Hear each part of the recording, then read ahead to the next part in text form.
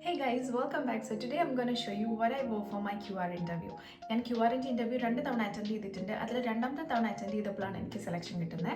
And my interview was in Bangalore and it was on March 2nd, 2022. എനിക്ക് total 5 rounds ആണ് ഉണ്ടായിരുന്നത്. അതിൽ first day ഞാൻ യൂസ് ചെയ്തത് നമ്മളെല്ലാവരും എയർ ഹോസ്റ്റസ് ഇൻ്റർവ്യൂവിന് യൂസ് ചെയ്യുന്ന പോലത്തെ ഒരു ബ്ലാക്ക് സ്കർട്ടും വൈറ്റ് ഷർട്ടുമാണ്. പക്ഷേ അതിപ്പോൾ ഇവിടെ കാണുന്നില്ല. ഞാനിവിടെ കുറേ നോക്കി, എനിക്ക് തോന്നുന്നു നാട്ടിലാണെന്ന് തോന്നുന്നു.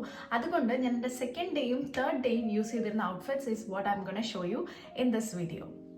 ഈ ഒരു ഗ്രേ സ്കർട്ടും കൂടെ ഈ ഒരു ബ്ലാക്ക് ഷർട്ടുമാണ് ഞാൻ സെക്കൻഡ് ഡേ യൂസ് ചെയ്തത്. ഇനി ഞാൻ തേർഡ് ഡേ യൂസ് ചെയ്തത് ഈ ഒരു ഇൻഡിഗോ കളറിലുള്ള ഒരു സ്കർട്ടും പിന്നെ ഈ ഒരു പ്രിന്റഡ് ആയിട്ടുള്ള ടോപ്പുമാണ് യൂസ് ചെയ്തത്. ഇനി എൻ്റെ 2 ടോപ്സ് ശ്രദ്ധിച്ചാലും മനസ്സിലാവും, ഞാൻ ഹാഫ് സ്ലീവ്സിൻ്റെയാണ് യൂസ് ചെയ്തേക്കുന്നത്. അതിന് 2 റീസൺസ് ആണുള്ളത്. ഒന്നാമത്തത്, ഇന്റർവ്യൂവിന് വരുന്ന മിക്ക കാൻഡിഡേറ്റ്സും യൂസ് ചെയ്യാൻ പോകുന്നത് ബ്ലേസേഴ്സ് അല്ലെങ്കിൽ ജാക്കറ്റ് യൂസ് ചെയ്യും, അല്ലെങ്കിൽ പിന്നെ ഫുൾ സ്ലീവിൻ്റെ ഷർട്ട്സ് ഒക്കെ ആയിരിക്കും യൂസ് ചെയ്യുക. അതുകൊണ്ട് നമുക്ക് അവരിൽ നിന്നൊക്കെ കുറച്ചൊരു പൊടിക്ക് വി ക്യാൻ സ്റ്റാൻഡ് ഔട്ട്. രണ്ടാമത്തെ കാര്യം, ഇന്റർനാഷണൽ എയർലൈൻ ആയിക്കോട്ടെ ഡൊമസ്റ്റിക് എയർലൈൻ ആയിക്കോട്ടെ, ഗ്രൂമിങ് ചെക്ക് അല്ലെങ്കിൽ സ്കാർസ് ഒക്കെ ചെക്ക് ചെയ്യുന്ന ആ ഒരു റൗണ്ട് വരുമ്പോൾ ഇവിടെ മുതലായിരിക്കും ചെക്ക് ചെയ്യുക കയ്യിൽ. അപ്പോൾ നമ്മൾ ഹാഫ് സ്ലീവാണ് ഇട്ടേക്കുന്നെങ്കിൽ it will be more convenient for us and also for the interviewers. കാരണം നമ്മൾ ബ്ലേസേഴ്സ് ആണ് യൂസ് ചെയ്തേക്കുന്നത് അല്ലെങ്കിൽ ഫുൾ സ്ലീവിന്റെ ആണ് യൂസ് ചെയ്തേക്കണമെങ്കിൽ ഇന്റർവ്യൂവേഴ്സിന്റെ മുമ്പ് വെച്ച് നമ്മളത് മാറ്റാനോ അല്ലെങ്കിൽ ബ്ലേസേഴ്സ് റിമൂവ് ചെയ്യാനോ ഒന്നും പോകണ്ട. ഹാഫ് സ്ലീവ് ആണെങ്കിൽ ചുമ്മാ ഇങ്ങനെ കാണിച്ചാൽ മതിയല്ലോ. അതുകൊണ്ട് ആൻഡ് ഇതൊക്കെ ചെറിയ ചെറിയ ടിപ്സ് ആണ്. ഇതൊക്കെ ഇങ്ങനെ തന്നെ ചെയ്യണം എന്നല്ല ഞാൻ പറയുന്നത്. പക്ഷെങ്കിൽ ഞാൻ യൂസ് ചെയ്ത ചെറിയ ചെറിയ ടിപ്സ് ഒക്കെ ഞാൻ നിങ്ങളോട് ഷെയർ ചെയ്യുന്നു എന്നേ ഉള്ളൂ. ഇനി നമ്മൾ ഇന്റർവ്യൂവിൽ ഏറ്റവും കൂടുതൽ ശ്രദ്ധിക്കേണ്ട 2 കാര്യങ്ങളാണ് നെയിൽസിന്റെയും സ്റ്റോക്കിങ്സിന്റെയും കാര്യം. നെയിൽസിന്റെ കാര്യം വരുമ്പോൾ ഓരോ എയർലൈനിലും എല്ലാ നെയിൽ പോളിഷ് ഒന്നും അലൗഡ് അല്ല. ഫോർ എക്സാമ്പിൾ ഇപ്പോൾ ക്യുആറിൻ്റെ കാര്യം പറയുകയാണെങ്കിൽ ക്യുആറിലാകെ burgundy, deep red, deep pink, transparent അല്ലെങ്കിൽ നമ്മുടെ സ്കിന്നിനോട് ചേരുന്ന ഒരു ന്യൂഡ് ഷെയ്ഡ്, പിന്നെ ഫ്രഞ്ച് മാനിക്യൂർ, ഇത്രയും മാത്രമേ അലൗഡ് ഉള്ളൂ. അപ്പം നമ്മൾ ഇൻ്റർവ്യൂവിന് പോകുമ്പം ഈ ഏതെങ്കിലും ഒരു ഷെയ്ഡിൽ വരുന്നതോ ഈ ഒരു രീതിയിൽ നെയിൽ ഗ്രൂം ചെയ്തിട്ട് പോകാൻ നോക്കാം. ബോയ്സിൻ്റെ കാര്യം പറയുകയാണെങ്കിൽ നെയിൽസ് ഇൻ്റർവ്യൂവേഴ്സ് നന്നായിട്ട് ശ്രദ്ധിക്കും.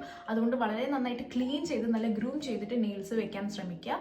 ഇനി സ്റ്റോക്കിങ്സിൻ്റെ കാര്യം വരുമ്പം സ്റ്റോക്കിങ്സ് ഏതെങ്കിലും ഒരു ഷെയ്ഡ് അല്ലാണ്ട് നമ്മുടെ സ്കിൻ ടോണിനോട് ഏറ്റവും നന്നായിട്ട് ചേർന്ന് നിൽക്കുന്ന ഒരു സ്റ്റോക്കിങ്സ് തന്നെ സെലക്ട് ചെയ്യാൻ ശ്രമിക്കുക. ഇതൊക്കെ ചെറിയ ചെറിയ കാര്യങ്ങളാണെന്ന് എനിക്കറിയാം. പക്ഷേങ്കിൽ ഈ ചെറിയ ചെറിയ കാര്യങ്ങൾ മൊത്തത്തിൽ വരുമ്പോഴാണ് നമ്മുടെ മൊത്തം ലുക്ക് എങ്ങനെയാണ് എന്നുള്ളത് തീരുമാനിക്കുന്നത്. പിന്നെ ഈ ചെറിയ കാര്യങ്ങൾ പോലും ഇന്റർവ്യൂവേഴ്സ് ശ്രദ്ധിക്കും. നമ്മൾ ഇതെല്ലാം പെർഫെക്റ്റ് ആക്കിയിട്ട് പോവുകയാണെങ്കിൽ it will give them an impression that we are well prepared. അതുകൊണ്ട് നെക്സ്റ്റ് ഇന്റർവ്യൂവിന് പോകുമ്പോൾ എന്തായാലും ഈ കാര്യങ്ങളൊക്കെ ശ്രദ്ധിച്ചിട്ട് പോവാം. And also let me know if this video was helpful.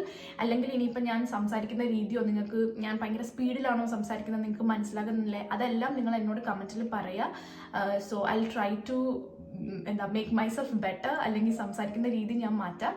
കാരണം ഇത് നമുക്ക് അത്ര ശീലമില്ലാത്ത കാര്യമാണ്, ഞാൻ ആദ്യമായിട്ടാണ് ഇങ്ങനെയൊക്കെ ചെയ്യുന്നത്. സോ അതുകൊണ്ട് എന്തായാലും കമൻറ്റിൽ പറയുക നിങ്ങൾക്ക് എന്തെങ്കിലും കറക്ഷൻസ് വരുത്തണം എന്നുണ്ടെങ്കിൽ ലെറ്റ് മീ നോ. ഈ വരുന്ന ഒരാഴ്ച എനിക്കിനി ഫ്ലൈറ്റ്സ് ഒന്നുമില്ല. അതുകൊണ്ട് തന്നെ I will be totally free. So നിങ്ങൾ ചോദിക്കുന്ന ഓരോ ക്വസ്റ്റ്യൻസും, അതായത് നിങ്ങൾ DMs ആണെങ്കിലും കമൻസിലാണെങ്കിലും ചോദിക്കുന്നതെല്ലാം ഞാൻ കാണുന്നുണ്ട്.